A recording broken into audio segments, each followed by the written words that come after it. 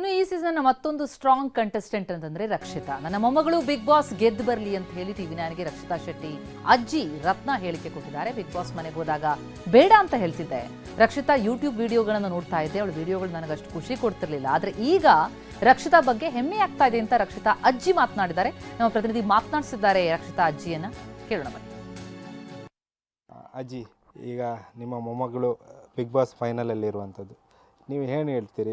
ಮೊನ್ನೆಯಿಂದ ಅಂದರೆ ಆರಂಭದಿಂದಲೂ ಕೂಡ big boss ನೋಡ್ತಾ ಬಂದಿದ್ದೀರಿ, ಏನು ಹೇಳ್ತೀರಿ ರಕ್ಷಿತಾ ಶೆಟ್ಟಿ ಬಗ್ಗೆ? ಅಂದರೆ ಆ ಒಂದು ಮನೆಯಲ್ಲಿರುವಂಥ ಒಂದು ಗೇಮ್ಸ್ ಆಗಿರ್ಬೋದು ಅಥವಾ ಅದರಲ್ಲಿರುವಂಥ ಅವಳದು ಮಾತುಗಳಾಗಿರ್ಬೋದು ತುಂಬಾ ಫೇಮಸ್ ಆಗಿರುವಂಥದ್ದು, ಅದ್ರ ಬಗ್ಗೆ ನೀವೇನು ಹೇಳ್ತೀರಾ ಅಂತ?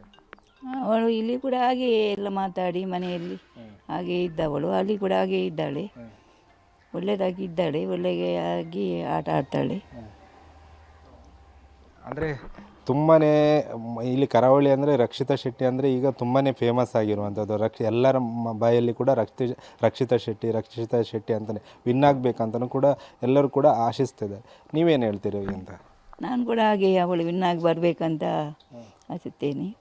ಈಗ ಗಿಲ್ಲಿ ಮತ್ತು ರಕ್ಷಿತಾ ಶೆಟ್ಟಿ ಅವರು ಈಗ ಫೈನಲಲ್ಲಿ ತುಂಬಾ ಫೈಟ್ ಇರುವಂಥ ಅವರ ಮಿಡ್ಲಲ್ಲಿ ಏನು ಹೇಳ್ತೀರಿ? ಇಬ್ಬರ ಒಂದು ಯಾರು ವಿನ್ ಆಗ್ಬೋದು ಅಂತ ಹೇಳಿ? ಅದು ಗೊತ್ತಿಲ್ಲ.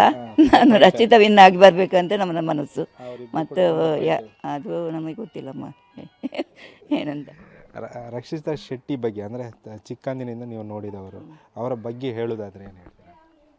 ಒಳ್ಳೆಯವಳು, ಅವಳು ಹಾಗೆ ಹೀಗೆ ಮಾತಾಡುವವಲ್ಲ, ಅವಳ ಮನಸ್ಸು ಒಳ್ಳೆಯದು ಎಲ್ಲರ ಹತ್ರವೂ ಕೂಡ.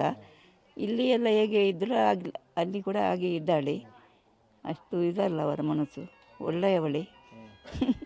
ಹೇಗೆ ಅನಿಸ್ತುಂಟು ಒಂದು ನಿಮ್ಮ ಮೊಮ್ಮಗಳು ಅಲ್ಲಿ ಸ್ಪರ್ಧೆಯಾಗಿ ಎಲ್ಲರೂ ಕೂಡ ರಕ್ಷಿತಾ ಶೆಟ್ಟಿ ವಿನ್ ಆಗಬೇಕು ಅಂತ ಹೇಳುವಾಗ ನೀವು ಹೇಗೆ ಅನಿಸ್ತುಂಟು ಅಂತ? ನನಗೆ ಖುಷಿ ಆಗ್ತದೆ, ಎಲ್ಲರೂ ಹೇಳುವಾಗ ಖುಷಿ ಆಗ್ತದೆ, ವಿನ್ ಆಗಿ ಬರಬೇಕಂತ ಖುಷಿ ಆಗ್ತದೆ.